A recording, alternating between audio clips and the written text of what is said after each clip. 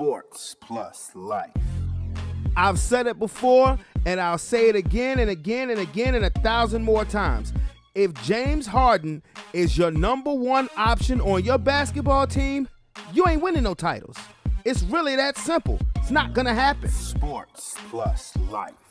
So, Cardi B and Offset are getting a divorce? Does that surprise you? I mean, for real.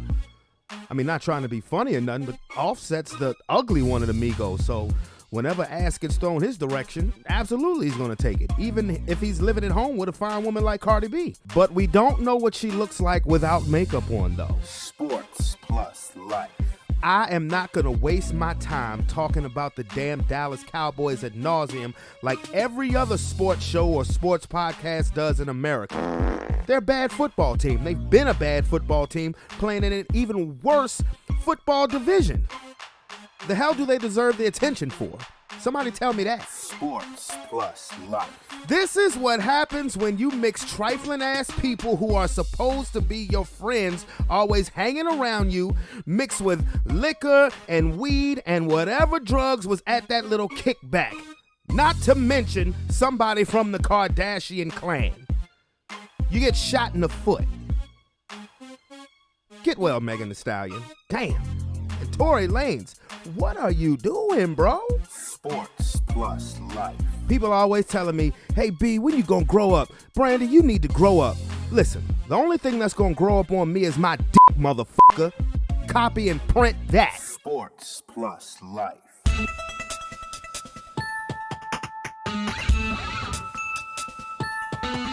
On the gridiron or courtside, you know what time it is. It's sports plus life. Sports plus life. Ringside or front court or field pass, we ballin' no. Knuckle up or buckle up. I tell it like it is when I'm on my show. Home run, slam dunk, knockout, or gossip dough. Sports plus life. Yeah. Sports plus life. Yo, yo, yo, yo. What's up? What's really good, people? It's your boy Brandon Brevon Towns, host of that show called Sports Plus Life. And yeah, you know I'm still messing with this intro, but you already know what's going down today. So guess what? Turn it off, turn it off, turn it all the way off. Yeah. Again, how's everybody doing today? Allow me to reintroduce myself. My name is Brandon Brevon Towns, and this is Sports Plus Life, that there sports podcast that talks about all of the necessary hot topics that is going on in the world of sports, at least to the most of my knowledge, and and the hot topics in life as well. It's almost the weekend. Tomorrow is Halloween. And as we get prepared for yet another year of Halloween, all of the little ghosts and the goblins are getting themselves prepared for a night of trick-or-treat action, even in the midst of a pandemic. Everybody just needs to remain safe. They'll be wearing masks most likely anyway, so if that's the case, what the hell is the problem? Chip.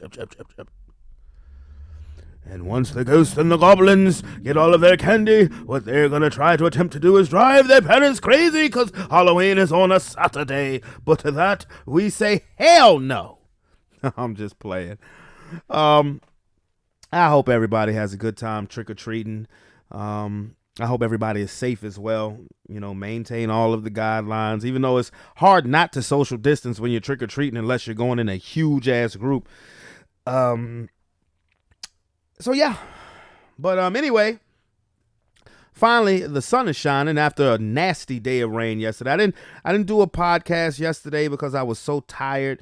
Job surprised me, sent me out to Fredericksburg. Hadn't been out there in a couple of months. Well, at least deep Fredericksburg. I hadn't been out there in a couple months, and it was raining. I was soaking wet all freaking day, and I just didn't feel like it when I got home. I was just tired. I needed just took a hot shower and just relax. But today is Friday, October the 30th, 2020. 2020 is almost over. Thank you, Lord. Thank you, Jesus.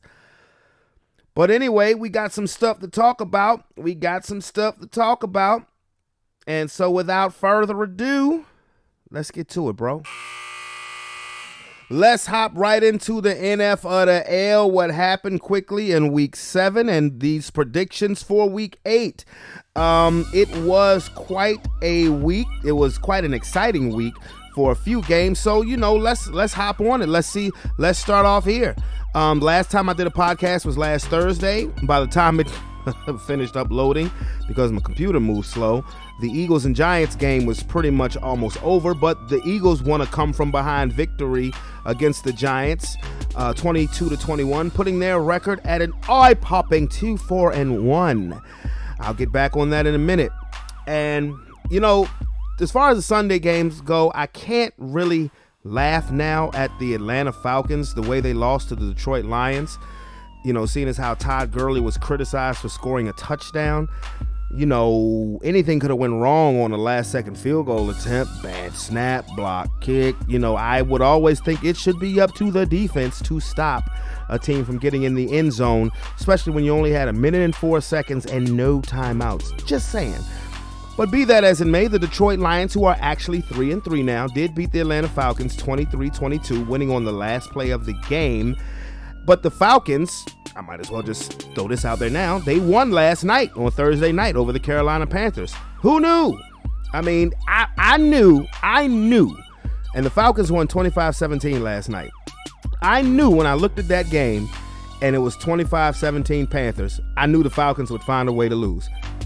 I was wrong this time, because the Falcons, unfortunately, have been the best team in the league at snatching defeat from the jaws of victory. Now, with that being said, they were my dark horse team, and they have let me down extremely.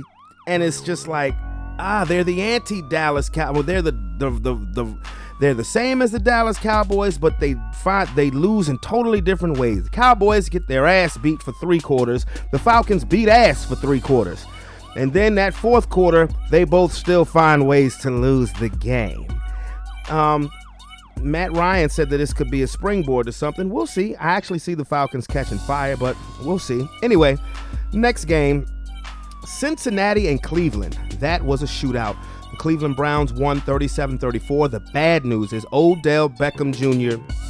tore his ACL and is out for the rest of the season. Man.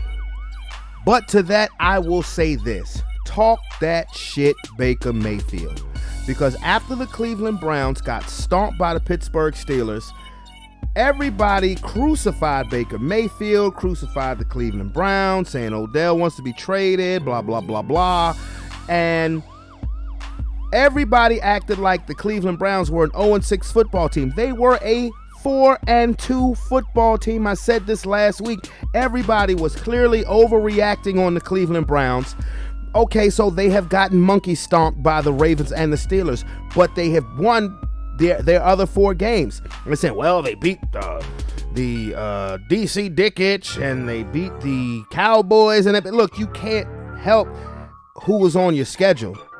All you can do is play the schedule. They have a quality win. I mean, the Indianapolis Colts are 4-2, but other than that, the sign of a team that is going places beats other teams that they're supposed to beat. They're not on the Steelers and Ravens level yet, clearly. But that doesn't mean they won't be by the time this season is over. You never know. And Baker Mayfield put the team on his back and delivered when it mattered most. So to that, I say, talk that shit, Baker Mayfield. Talk it. And the Cleveland Browns are 5-2. I mean, when is the last time? We're almost at the mid-season point, and you can say the Cleveland Browns are 5-2. When's the last time that happened? I don't remember. So yeah, talk that shit. Anyway, next game, the battle of the undefeated is the Steelers and the Titans. The Steelers dominated for most of the game, led by 20 points. Tennessee made a late rally, and special teams let them down. Steven Gostkowski missed a field goal with a chance to put the game in overtime, so it is Pittsburgh who is 6-0, not Tennessee. Pittsburgh did a great job on Derrick Henry during that game as well. Carolina versus the Saints was another close game. The Saints beat the Panthers 27-24. Buffalo beat the Jets 18-10 in a game where the Bills offense did not even score a touchdown, but they got the win. You know, Josh Allen hasn't looked great since Brett Favre came out and said that he was the next Tom Brady. Sometimes people just need to tell Brett Favre, just be quiet. Let him play. Be quiet, because you're jinxing people. And the upset that I called last week, I called the DC Dickage to beat the Dallas Cowboys. Yes, I did. And I was right on the money, 25-3. Andy Dalton got knocked out. But let me tell you something about, let me tell you guys something about these Cowboy fans that are friends of mine on that thing called that Facebook. What I did was, because I kept seeing things on my Facebook timeline. Excuse me, people. I kept seeing things on my Facebook timeline talking about, well, we don't have a quarterback, or the offensive line is trash, blah, blah, blah. And you know what gets on my nerves is that everybody in the NFL suffers from injuries, whatever it is. And all I'm hearing is all the excuses that's been made. And like I said, I don't like to talk about the Cowboys on the show ad nauseum because they are a bad football team and they're not worth the attention. But these Facebook people really, they really tickle me. They really do, because people kept coming at me saying that the problem with the Cowboys is the O-line. Okay, that is one of the problems, but people were making it seem like that was the main problem with the Dallas Cowboys, was the offensive line. And what I was saying was, and I'm telling you, Cowboy fans were fighting me tooth and nail, putting my name on post and everything. And what I was saying to these stubborn fans were, okay, what does that have to do with the fact that your defense is giving up over 30 points a game? What does your offensive line have to do with the fact that your defense right now could possibly end the season giving up the most points in the history of the National Football League? So the offensive line is responsible for that. I understand their injuries, and that's very important, but there are three phases to a football game: offense, defense, special teams, and they suck at all three of them. And what the point I was trying to make was that, you know, don't sit here and say, because I was also hearing things like, well, we don't have a quarterback because the offensive line is so terrible. Well, the point I was trying to make is, before Dak Prescott got hurt, you were losing anyway. The only difference now is that when you fall behind 3 or 4 scores, is that you don't have a quarterback that can make it look respectable by leading a comeback, to make it look when you really should have lost by 28, 35 points, you maybe only lost by 10, sometimes maybe even 3 or 7. That's the difference. But you're still losing. Now it's the quarterback and the line, whatever, because that sounds really ignorant. So that's just a little experience that I had with some Cowboy fans this week via Facebook. I thought it was hilarious. Next game, Packers beat the Texans 35-20. Tampa Bay beat the Raiders 45-20. What else? Tampa Bay is now 5-2. Chiefs stomped my Broncos. I mean, good Lord. 43-16. Drew Lock sucks. I'm starting to see that. And this is my frustrated Bronco fan coming out. Drew Lock, I mean, if you see that score 43-16, you would think that Patrick Mahomes had a day. He really did not. Kansas City scored on all 3 phases of the game. Our defense, actually, coming into the fourth quarter, our defense had only allowed 1 touchdown, 1 offensive touchdown. And, Lord, I mean, I know that my team wasn't going to do much of anything pretty much after week 1. But it's so frustrating because that's been the same script for the last 5 freaking years. Defense always holds it down, but the offense just, it's just, Elway just can't get it right when it comes to a goddamn quarterback. I mean, Drew Lock, he's inaccurate. He throws stupid passes. He holds on to the ball too long. I mean, well, like I mean, it is what it is. San Francisco house New England. New England's in trouble, y'all. New England is in trouble. Cam Newton got benched. He threw 3 interceptions, didn't even throw 400 yards. Meanwhile, the former Patriot Jimmy Garoppolo came in there and handled his business. The Patriots are in trouble. There's no talent on that offense. You can't even fully blame it on Cam. Receivers can't get open. Running backs stink. I mean, it's bad. It honestly should make Bill Belichick appreciate Tom Brady a little bit more, because this is the exact same offense that they ran last year that Tom Brady somehow got it to 12 wins. Although I will say, this is why I didn't feel sorry for the Patriots. After week 1, when the Patriots beat up on the Steelers, the receivers on their team, they had just signed Antonio Brown. They had Josh Gordon, Julian Edelman, and Demaryius Thomas. And people tend to forget that now, that after week 1 of last year's regular season, there are people out there saying, oh, the Patriots going to go undefeated. But bottom line is their weapons are terrible. Edelman is hurt. N'Keal Harry is hurt. Patriots are in big, big trouble. Chargers beat the Jaguars in a who cares game. And in overtime, the Arizona Cardinals beat the Seattle Seahawks, handing Seattle their first loss of the season. Kyler Murray is trying to throw his name in the ring. He's trying to throw his name in the ring for that little MVP talk. This is a win. It kind of surprised me. The Cardinals are 5-2. The NFC West is the best division in football. It's not even close. It's not even close because of the Cincinnati Bengals in the AFC North. Otherwise, I'd say they have competition. You have, and to lead into that, the Rams beat the Bears. The Rams look good. And so, like I said, NFC West, you have Seattle at 5-1, the Rams at 5-2, the Cardinals at 5-2. The 49ers are in last place at 4-3. That's like crazy. That division is bananas. But they're going to beat up on each other, but they're going to make life hell for other teams that they play. As much as I try to count out the San Francisco 49ers because of all of the injuries, they come out and they have a great game. They do. I mean, the NFC West is crazy. Like, I thought that would be I knew the NFC West would be good, but I thought the NFC South would somewhat rival them as far as the best division in football. But right now, I wasn't even close on that. You got Tampa and New Orleans. Well, Tampa sitting at 5-2, New Orleans sitting at 4-2. But now you got Carolina 3-5 and the Falcons 2-6. Every team is above 500 in the AFC and the NFC West. I mean, that's just bananas. And moving right along to this Sunday's game, like I said, I've already told you about Atlanta beating Carolina. Now I can get into Sunday and Monday.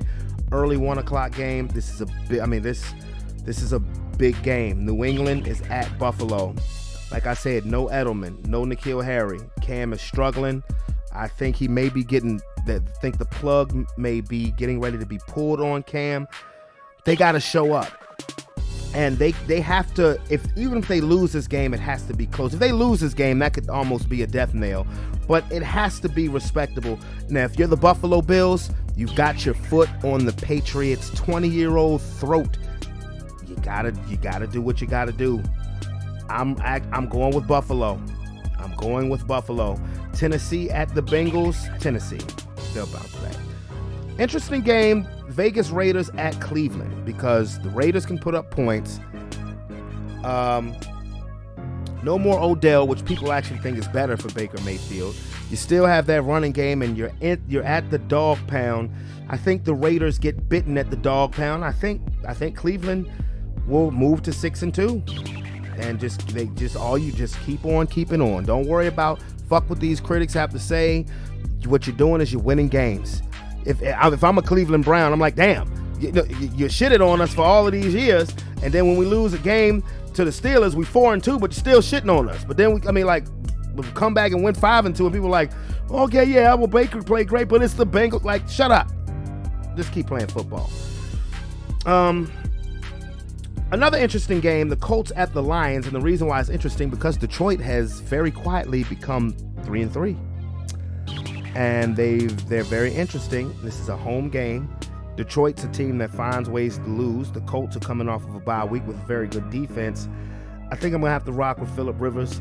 I'll be rooting for Detroit, but I think I'm gonna have to rock with the Colts on this game, coming off of a bye week. Minnesota at Green Bay. Green Bay. Period. Jets at Chiefs. That's a game? The Jets at the Chiefs? You know what's so funny? Is that the Chiefs should beat the Jets by 50. But they'll take their foot off the gas except for Le'Veon Bell. That is it. He's the only person who will not take his foot off the gas. But nevertheless, I think that obviously the Chiefs are going to win. If the Jets beat the Chiefs, that is the biggest upset the past 5 years of football. Serious. Jets are trash. They're a high school team. Matter of fact, no, I'm not going to go there. But they're a high school team. Rams at Dolphins. It will be the first game of the Tua era. And there's some Miami fans pumped up, but damn, he has to go against Aaron Donald. The Rams now feeling the pressure because now LA has become title town. You had the Lakers winning. You had Dodgers winning the World Series a couple days ago. Congratulations to them. I'll get into that in a second. And I'm going with the Rams to beat Miami. I think Tua will look impressive, though. I do. Biggest game of the day, Pittsburgh at Baltimore. I am going with the Ravens, even though that Steelers defense is something. I think Lamar Jackson will actually hit a couple of big passes. News on them as well. They have signed Dez Bryant to their practice squad team. I give it about 3 weeks before you see Dez in a regular game uniform for the Ravens. He'll be there for the second time they play the Steelers. I guarantee you that. Chargers at Broncos. I'm going to roll with my team, Denver. New Orleans at Chicago. Another low-key big game. Saints 4-2, Bears 5-2. Even though the Bears are 5-2 by accident, nobody believes in them whatsoever. I'm going to go with the Saints. Hey, it is what it is. 49ers at Seahawks. Deebo Samuel is not playing. You had the running back Wilson get hurt. Seattle's coming off of a loss. I'm going with the Seahawks. Sunday night game, Dallas and Philly. I'm not even going to fucking elaborate on that. Philly's going to win. Monday night game, Tampa and the Giants. That's a game? All right, well, what I'll say is Tampa. Tampa's going to win. And speaking of Tampa Bay, last time we did a show, I was talking about if Antonio Brown joined the Seattle Seahawks, that would be game, set, match. Well, Antonio Brown joined the Tampa Bay Buccaneers. He's reuniting with Tom Brady, who had a long and historic run together of one game last season. But, let's think about this for a second. You add an AB, by the way, who Bruce Arians in March went on Tiki and Tierney and clearly said he was not going to sign Antonio Brown. What that means is that Tom Brady just won a dick measuring contest, even though they're trying to say, hey, Tom Brady didn't have nothing to do with it. Bullshit. But you think about Antonio Brown with Mike Evans, with Chris Godwin, even though Chris Godwin is suffering from a broken fingernail, with Gronk, who is starting to play better, Cameron Brate, you lost O.J. Howard for the season, but you still have Ronald Jones, who's running the ball well, Leonard Fournette, and Shady McCoy. They're a team that is just loaded, and their defense is one of the best in the league. I mean, they are stacking the deck to get to the Super Bowl, which happens to be in Tampa. And AB, I think the smart thing that Tampa Bay realizes that he's not a necessity. You don't really need Antonio Brown. You've had some injuries, but you don't really need Antonio Brown. He's gravy for you. He's a luxury. He's bling bling. You don't really need him, or he's the drip. And we'll see. We will see. He can't play until week 9. This is the last week of his 8-game long suspension, and then things will really get interesting, particularly in the NFC South, where his first game as a Tampa Bay Buccaneer will be against their division rival, the New Orleans Saints. So, yeah, it's about to get real interesting. Let's just make sure we can keep it interesting and just get rid of all that COVID shit.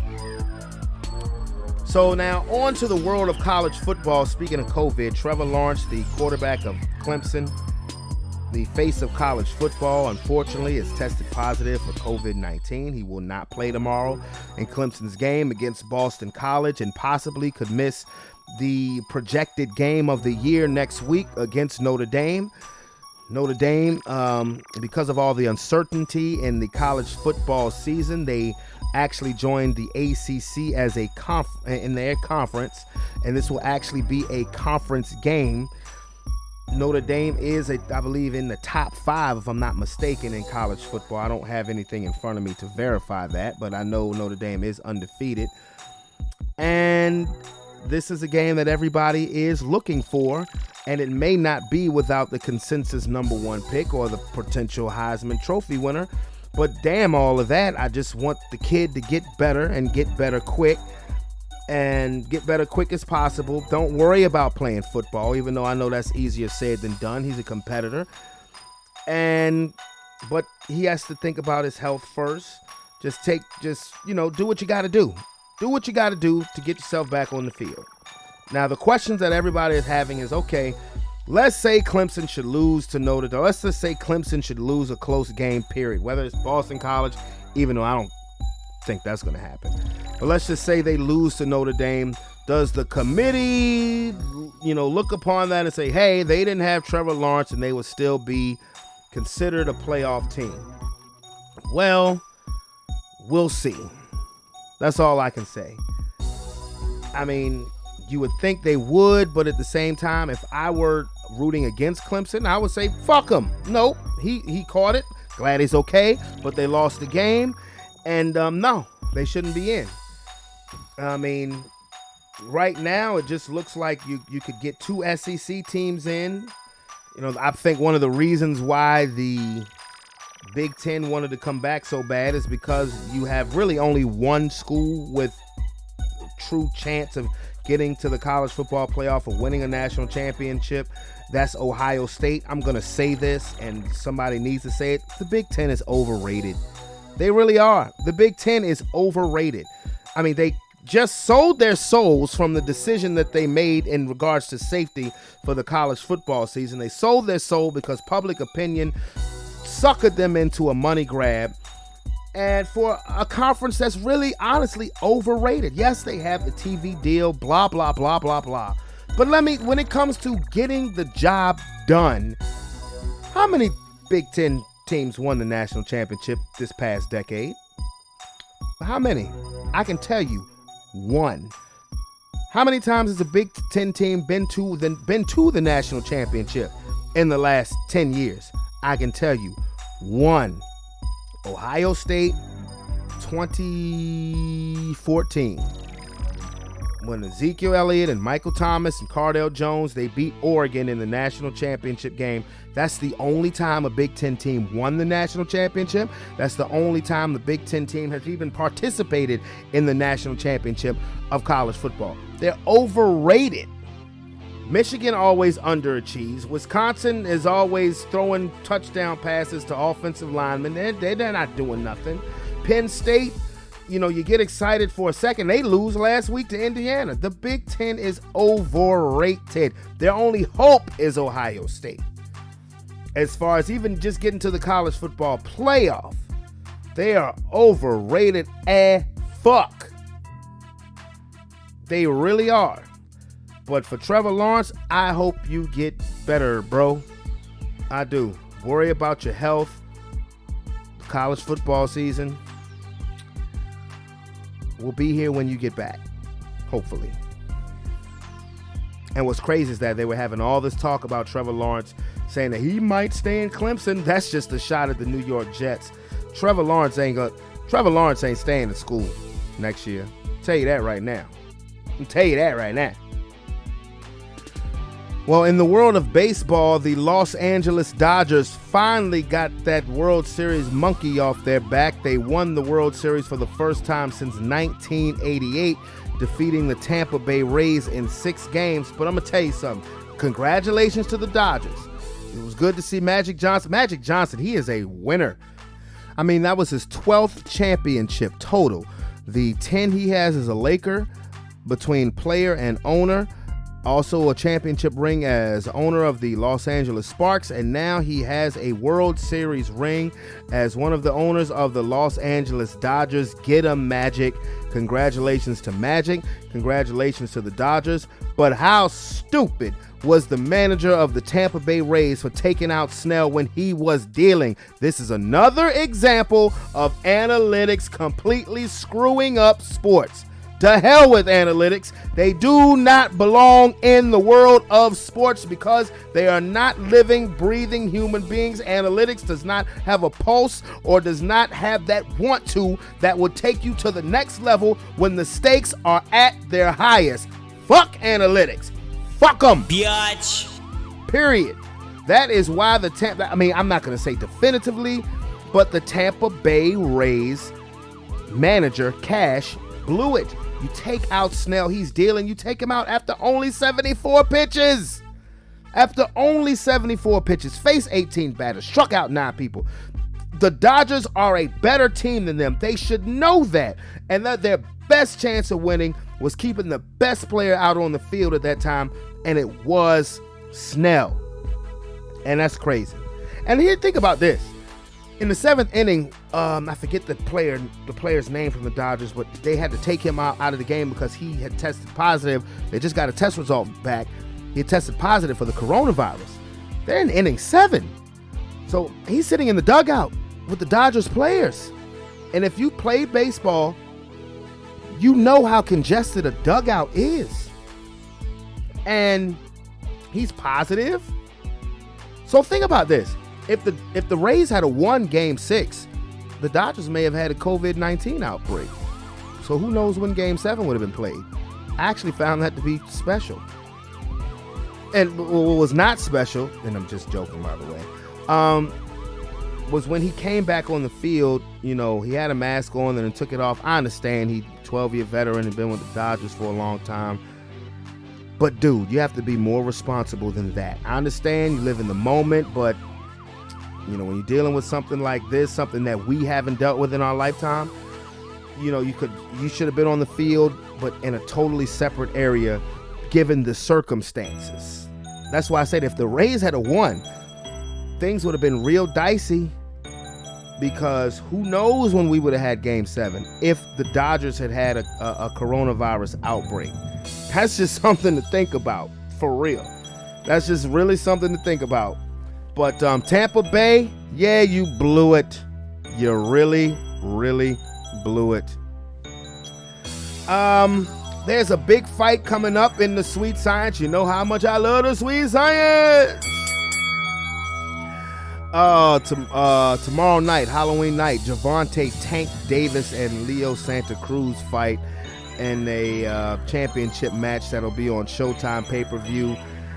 You know, they've been trying to tempt me to order this fight because I do like Tank Davis and I think that he is a great ascending young fighter, but I wouldn't find that being very responsible on my part if I paid $75 for this fight, knowing that in less than a month, the fight that I really, really want to see is going to be on, and that is Mike Tyson versus Roy Jones. I can't wait. It's almost here.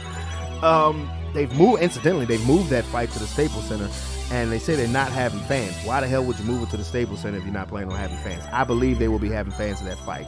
But the Tank Davis fight, what I would like to see is Tank win that fight and then go ahead and fight the kid who just beat Lomachenko. I think that would be a good fight. That would be a pay-per-view fight that I would definitely order. I'll catch it on Showtime. The next time it comes on when they do the replay. So with that being said, wet up buzzer, wet up buzzer, wet up buzzer. Now, I'm not going to wrap this up right now because there's some things that I want to talk about in regards to the hip-hop tip. Now, I've never really talked about verses before, and as a musician, I love verses. I do. Now, do I sit there and watch every one of them? I don't. I watch playbacks. I watch clips. But I just have found it amusing in regards to the whole Busta Rhymes, T.I., Jeezy triangle that's going on. I'm sure everybody's familiar with it. Busta, wanted to battle T.I. in the verses. T.I.'s like, what? Not even the same generation, which they kind of are. And he said, no, I respectfully decline. And Busta made some good points in regards to, hey, you're an artist, it is what it is. Don't let somebody's age or whatever deter you from performing. And I agreed with that 100%. But I mean, of course, we all want to see T.I. versus Jeezy. We all want to see T.I. versus Jeezy. I cannot wait. That is one that I will definitely tune into. And the crazy thing is that I believe that once this pandemic is over with, and they start having concerts and things like that again, I'm telling you, Versus is going to make a killing. They are really going to make a killing because they're going to have these Versus battles in stadiums, and people are going to show out. You have a couple of acts, you have your couple of performers who will be doing things pretty much on the undercard of the Versus battle, because I believe it will be carried that way. I know it sounds like a boxing match, but they are going to make a killing. They really are. And the thing about it is that the people who are featured in the Versus battle, they don't really have to do that much. Just quote a couple of lines from their hits and, just really just keep it moving and on to the next, on to the person you're battling. So I can't wait to see T.I. and Jeezy. Busta, he just came out with an album today too. I need to listen to that because I heard us like that. Busta, I would like to see him go against Missy or Twister. I'm gonna be honest with you. Somebody I like to see Busta battle. You'll probably never see it because in the inner circles of hip hop, this rapper is on that level. But as far as mainstream, he's never been quite on that level. At least, maybe where he's from, but he's well respected. I love him. I would like to see Busta do a versus against Tech 9. I really would. I think that would be ridiculous. I really do. Because I heard people saying Twister. No. Put Busta in a versus Tech 9. Oh. Y'all have no idea. Tekanina is like that. But into more hip-hop news. Lil Wayne.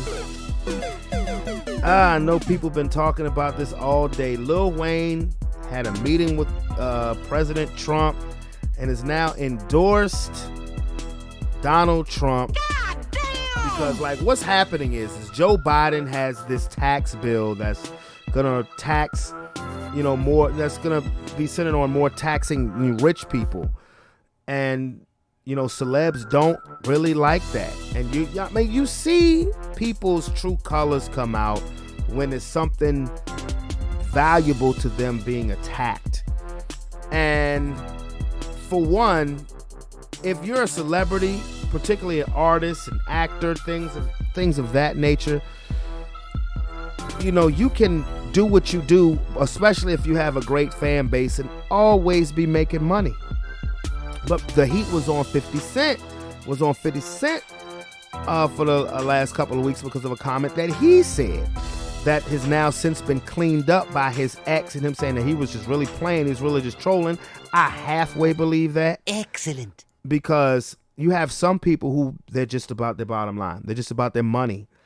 But it doesn't surprise me with Lil Wayne, because this is the same person who 2 years ago said that he didn't really ever he didn't know that racism existed. And he really said he didn't want nothing to do with, the Black Lives Matter cause. So does that really surprise you with Lil Wayne? It doesn't with me. Now the whole picture with Trump and everything, I'm like, dude, really?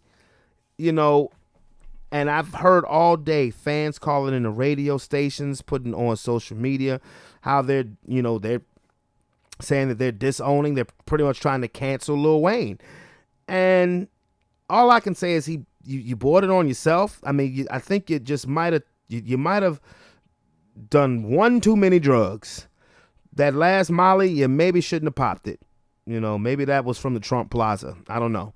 But it's disappointing when most of the people who are supporting your music or have supported your music for now over 20 years are people who have been living in the struggle, people who have been discriminated against.